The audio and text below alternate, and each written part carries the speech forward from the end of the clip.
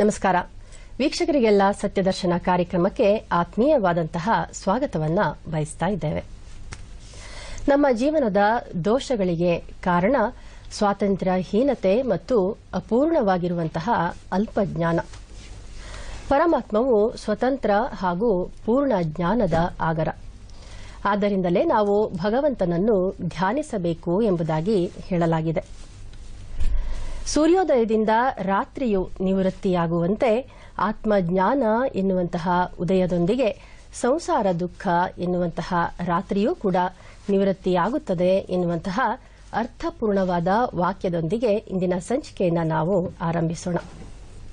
ಕಾರ್ಯಕ್ರಮಕ್ಕೆ ಆಗಮಿಸಿರುವಂತಹ ಪ್ರಾಜ್ಞರಾದ ಪಂಡಿತರಾದ ಡಾ ಪಾವಗಡ ಪ್ರಕಾಶ್ ರಾವ್ ಅವರನ್ನ ನಾವೀಗ ಇಂದಿನ ಸಂಚಿಕೆಗೆ ಸ್ವಾಗತಿಸೋಣ. ಗುರುಗಳೇ ನಮಸ್ಕಾರ. ಸತ್ಯದರ್ಶನ ಕಾರ್ಯಕ್ರಮಕ್ಕೆ ತಮಗೆ ಸ್ವಾಗತ. ವಿಘ್ನರಾಜ ವಿಶುದ್ಧವಾಣಿ ವಿಶಿಷ್ಟ ವಿಷ್ಣು ವಿಶೇಷ ಶಂಕರ. ವಾಯು ಜಲ ಗಗನ ಅನಲ ಅಣು ಓಂಕಾರ ಬ್ರಹ್ಮಾಂಡ ಆದಿಮಧ್ಯ ಅಂತದ ವ್ಯಾಪ್ತಕ್ಕೆ ಸಚ್ಚಿತ್ ಆನಂದ ಆತ್ಮಜ್ಞಾನಕ್ಕೆ ರೂಪು ನೂರರ ಶುದ್ಧ ಚೈತನ್ಯಕ್ಕೆ ನಮೋ ನಮಃ. ರಾಕ್ಷಸರನ್ನು ಕೃತಜ್ಞರನ್ನು ನಾಶ ಮಾಡುವಂತಹ ಸೂರ್ಯ ಶಕ್ತಿಯ ಬಗ್ಗೆ, ಜ್ಞಾನದ ಬಗ್ಗೆ, ಜ್ಯೋತಿಷಾಂಪತೆಯೇ ನಮಃ ಎನ್ನುವಂತಹ ಈ ಅರ್ಥಗರ್ಭಿತವಾದ ಹೇಳಿಕೆಯನ್ನ ಹೊಂದಿರುವಂತಹ ಆದಿತ್ಯ ಹೃದಯದ ಬಗ್ಗೆ ನಾವು ಹಿಂದಿನ ಸಂಚಿಕೆಯಲ್ಲಿ ಅರ್ಥ ಮಾಡಿಕೊಂಡ್ವಿ.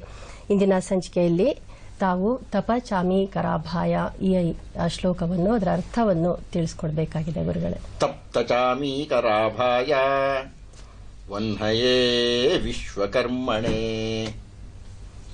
ನಮಸ್ತಮೋಭಿನಿಘ್ನಾಯ ರವಯೇ ವಿಶ್ವಸಾಕ್ಷಿಣೇ. ಇದು ಆದಿತ್ಯ ಹೃದಯದ ಕೊನೆಯ ಶ್ಲೋಕ. ಇದರ ಮುಂದೆ ಅಗಸ್ತ್ಯ ಮಹರ್ಷಿಗಳು ಆ ಸೂರ್ಯನನ್ನ ಹೊಗಳಿ ಮಾತಾಡ್ತಾರೆ ಒಂದಷ್ಟು. ಕೆಲವರು ಅದನ್ನು ಆದಿತ್ಯ ಹೃದಯಕ್ಕೆ ಸೇರಿಸಿದ್ದಾರೆ. ಆದರೆ ಪಂಡಿತಮಾನ್ಯವಾಗಿರತಕ್ಕಂಥದ್ದು ರವಯೇ ವಿಶ್ವಸಾಕ್ಷಿಣೆ ಅನ್ನತಕ್ಕಂಥದ್ದಕ್ಕೆ ಆದಿತ್ಯ ಹೃದಯ ಮುಕ್ತಾಯ ಆಗುತ್ತೆ.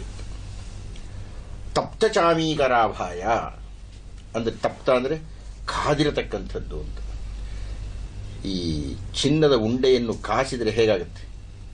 ಕೆಂಪಗಾಗುತ್ತೆ. ಹಳದಿ ಹಿನ್ನೆಲೆ ಆ ಕೆಂಪು.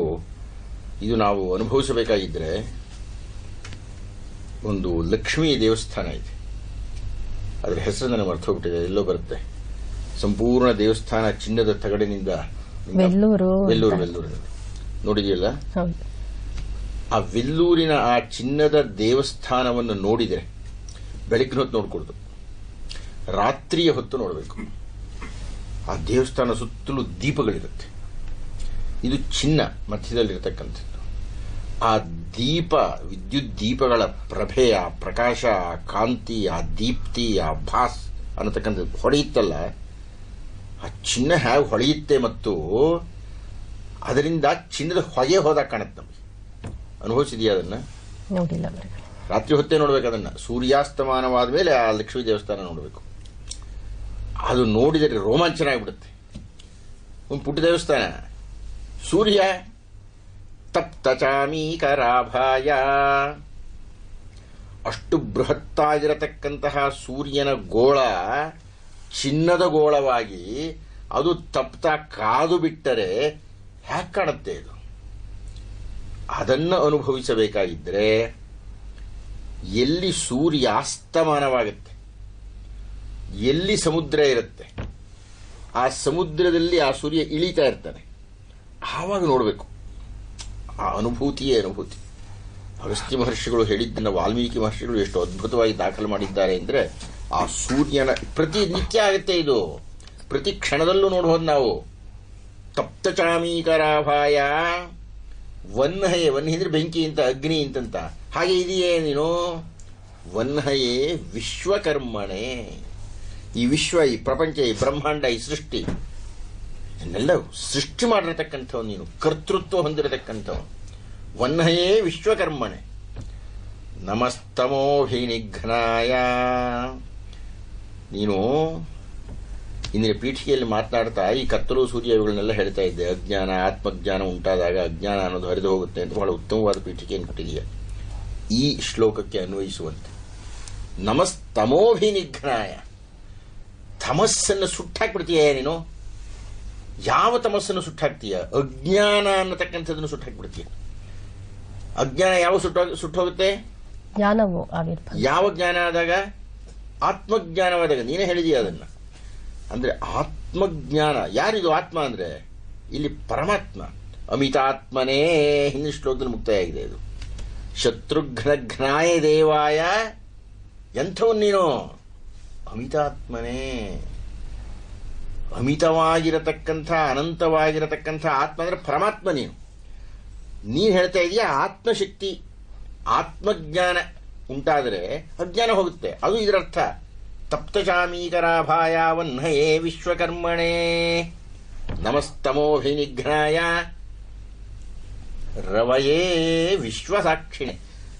ರವಿ ಅಂದ್ರೆ ರೂಯತೆ ಅಂತ, ಸ್ತೋತ್ರ ಮಾಡತಕ್ಕಂಥದ್ದು ಅಂತ. ರೌತೆ ಅದೆಲ್ಲ ನಾನು ಹಿಂದೆ ವಿವರಣೆ ಕೊಟ್ಟಿದ್ದೇನೆ. ರವಿ ಅಂದರೆ ವಿಶ್ವಸಾಕ್ಷಿಣೆ. ಈ ವಿಶ್ವಕ್ಕೆಲ್ಲ ಸಾಕ್ಷಿಯಾಗಿರತಕ್ಕಂಥವನು ಯಾರು? ನೀನೇ ಕಣಯ್ಯ. ಆ ಸೂರ್ಯ ಶಕ್ತಿಯ ಪ್ರಭಾವ ಏನು ಅಂದರೆ, ನಾನು ಯಾರೋ ಒಬ್ಬ ಲೇಖಕಿ ಈ ವಾಕ್ಯವನ್ನು ಬರೀತಾಳೆ. ಆಕೆ ಬಹಳ ಅದ್ಭುತವಾದ ವಾಕ್ಯ. ಸುಮಾರು ವರ್ಷಗಳ ಹಿಂದೆ ಓದಿದ್ದು, ಯಾರು ಅಂತ ಹೆಸರು ಮರ್ತು ಹೋಯ್ತು ನನಗೆ. ಆಕೆ ಹೇಳ್ತಾಳೆ ಸೂರ್ಯನ ಬಗ್ಗೆ ಮಾತಾಡ್ತಾ, ಸೂರ್ಯ ಕಿರಣಗಳ ಪ್ರಭಾವ ಹೇಗಿದೆ ಅಂದರೆ, ನಮ್ಮದು ಇಷ್ಟೊಂದು ವಿಶಾಲವಾದ ಭೂಮಿ ಇದೆಯಲ್ಲ, ಈ ಇಷ್ಟೊಂದು ಮೈಲು ಮೈಲು ಮೈಲು ಮೈಲು ಚದರ ಮೈಲು ಚದರ ಮೈಲು ಚದರ ಮೈಲುಗಳ ಈ ವಿಸ್ತಾರವಾದ ಭೂಮಿಯಲ್ಲಿ ಕಾಡುಗಳಿದೆಯಲ್ಲ, ಹರಿದ್ವರ್ಣದ ಕಾಡುಗಳು, ಒಳಗೋದ್ರೆ ಬರೀ ಕತ್ಲೆ, ಅಷ್ಟು ಸಸ್ಯರಾಶಿ ಇದೆಯಲ್ಲ. ಆಕೆ ಹೇಳ್ತಾಳೆ ಸೂರ್ಯ ಕಿರಣಗಳ ಪ್ರಭಾವ ಅದರ ಅಗಾಧತೆ ಎಷ್ಟು ಅಂತಂತ ಹೇಳಿದರೆ, ಎಲ್ಲವನ್ನೂ ಕಾಸ್ತಾನಪ್ಪ ಸೂರ್ಯ. ಆದರೆ ಪ್ರತಿ ದಿವಸ ಪ್ರತಿ ಸಸ್ಯದ ಮೇಲೆ ಪ್ರತಿ ಎಲೆಯ ಮೇಲೆ ಯಾವುದೋ ಒಂದು ಕಿರಣ ಬಂದು ಬೀಳುತ್ರಿ. ಹಾಗೆ ಕಿರಣ ಬಂದು ಬೀಳುವುದರಿಂದ ಹರಿದ್ವರ್ಣಗಳು ಶುರುವಾಗುತ್ತೆ. ಹರಿದಶ್ವ ಅಂತ ಆರಂಭ ಮಾಡಿದ್ವಿ ನಾವು ಈ ಆದಿತ್ಯ ಹೃದಯ ಬಗ್ಗೆ ಪೀಠಿಕೆಯನ್ನು ಕೊಡೋ ಸಂದರ್ಭದಲ್ಲಿ. ಅದು ಸರ್ವ ಸಾಕ್ಷಿ. ಸಾಕ್ಷಿ ಅಂದ್ರೆ ಅಕ್ಷಿ ಅಂತಂತ. ಸೂರ್ಯನ ಕಣ್ಣು ಕಿರಣಗಳೇ, ಬಾಹುಗಳೇ ಅವು. ಅವನು ಆ ಸ್ಪರ್ಶ ಮಾಡುವುದರಿಂದ ಅದಕ್ಕೆ ಜೀವ ಬಂದ್ಬಿಡುತ್ತೆ. ಜೀವ ಬರುವುದರಿಂದಾಗಿ ಆ ಜೀವವನ್ನು ಅವನು ಸಾಕ್ಷಿಯಾಗಿ ನೋಡ್ತಾ ಇದ್ದಾನೆ. ರವಯೇ ಸಾಕ್ಷಿಣೇ. ಯಾವ ಸಾಕ್ಷಿ? ಲೋಕ ಸಾಕ್ಷಿಣೇ.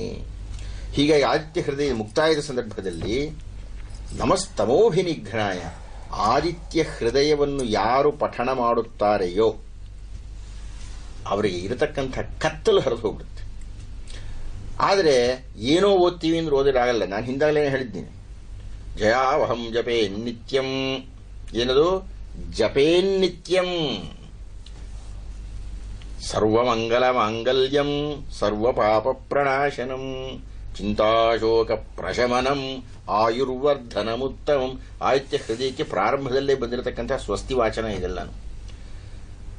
ಆತ್ಮೀಯರೇ, ನಾವು ಶ್ರೀಮದ್ ರಾಮಾಯಣದಲ್ಲಿ ರಾವಣ ಸೋತ ರಾವಣನನ್ನ ಸಾರಥಿ ಕರ್ಕೊಂಡು ಒಂದು ಮಗ್ಗಲಿಗೆ ಹೋಗಿದ್ದಾರೆ. ಅಷ್ಟರೊಳಗೆ ಸ್ವಲ್ಪ ಚಿಂತಿತನಾಗಿದ್ದಾರೆ ಶ್ರೀರಾಮನು. ಯಾಕೆ ಇಷ್ಟು ಯುದ್ಧ ಮಾಡಿದರೂ ಈ ರಾವಣನನ್ನು ಸೋಲಿಸಲಿಕ್ಕೆ ಸಾಯಿಸಲಿಕ್ಕೆ ಆಗುತ್ತಿಲ್ವಲ್ಲ ಅಂತ ಸ್ವಲ್ಪ ಇದ್ದ ಸಂದರ್ಭದಲ್ಲಿ ಅಗಸ್ತ್ಯ ಮಹರ್ಷಿಗಳು ಗಗನದಿಂದ ರಾಮ ರಾಮ ಮಹಾಬಾಹೋ ಶೃಣು ಗುಹ್ಯಂ ಸನಾತನಂ ಆದಿತ್ಯ ಹೃದಯಂ ಪುಣ್ಯಂ ಸರ್ವಶತ್ರು ವಿನಾಶನಂ ಅಂತ ಶುರು ಮಾಡಿದರು. ನಾವು ಹಲವು ತಿಂಗಳುಗಳ ಹಿಂದೆ ಈ ಆದಿತ್ಯ ಹೃದಯವನ್ನು ಅನುಸಂಧಾನ ಮಾಡಲಿಕ್ಕೆ ಪ್ರಾರಂಭ ಮಾಡಿ ಇವತ್ತು ಆದಿತ್ಯ ಹೃದಯವನ್ನು ಮುಕ್ತಾಯ ಮಾಡ್ತಾ ಇದ್ದೇವೆ. ಮುಂದಿನ ಸಂಚಿಕೆಯಲ್ಲಿ ನನ್ನ ಚಪಲಕ್ಕಾಗಿ ಕನ್ನಡದ ಕವಿಯೊಬ್ಬ, ಲಕ್ಷ್ಮೀಶ ಅಂತ ಬಹಳ ಪ್ರಸಿದ್ಧನಾಗಿರತಕ್ಕ ಕವಿಯಾತ. ಆತನ ಜೈಮಿನಿ ಭಾರತ ಮಹಾಪ್ರಸಿದ್ಧವಾಗಿರತಕ್ಕಂಥದ್ದು. ಅಲ್ಲಿ ಸೂರ್ಯನನ್ನು ಸ್ತುತಿಸಿದ ಒಂದೆರಡು ಮೂರು ಪದ್ಯಗಳು ಬರುತ್ತೆ, ವಾರ್ಧಕ ಷಟ್ಪದಿಯಲ್ಲಿ, ಬಹಳ ಅದ್ಭುತವಾಗಿರತಕ್ಕಂಥದ್ದು. ಅದನ್ನು ನೆನಪಿಸಿಕೊಂಡು ಸಂಸ್ಕೃತದ ವಾಲ್ಮೀಕಿಗಳಿಗೆ ಕನ್ನಡದ ಕವಿಯ ಮಂಗಳಾರತಿಯನ್ನು ಎತ್ತಿ ರಾವಣನನ್ನ ಯುದ್ಧಭೂಮಿಗೆ ಕರ್ಕೊಂಡು ಬರೋಣ. ಆಗ್ಬೋದೋ? ಈಗ ಪ್ರಶ್ನೋತ್ತರ